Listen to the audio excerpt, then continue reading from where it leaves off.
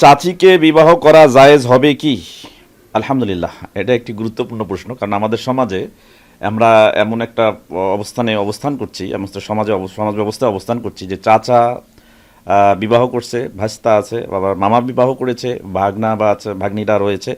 তো চাচি আর ভাইস্তার মধ্যে পর্দার বিষয় আছে কিনা এটা আমাদেরকে আগে লক্ষ্য রাখতে হবে। মামি এবং ভাগিনার মধ্যে পর্দার ব্যবস্থা আছে কিনা এটা লক্ষ্য রাখতে হবে।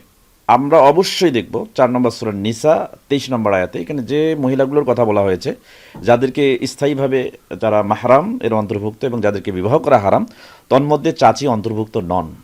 সুতরাং চাচার বর্তমানে চাচির সামনে পর্দা করতে হবে এবং চাচিকেও পর্দা অবলম্বন করতে হবে। মামার বর্তমানে মামিকেও পর্দা করতে হবে এবং চাচা এবং মামার অবর্তমানে ওই চাচা এবং চাচি এবং মামি, ভাগনা এবং ভাস্তার জন্য টোটালি জায়েজ বিবাহের ক্ষেত্রে। তাদের সামনে তারা নন মাহারামের অন্তর্ভুক্ত, অতএব পূর্ব থেকে সম্পর্ক থাকা অবস্থায় তাদের সামনে পর্দা করতে হবে। এবং যেহেতু চাচিকে নন মাহারামের অন্তর্ভুক্ত, তাকে বিবাহ করতে কোনো সমস্যা নেই। আল্লাহ তাআলা আলাম।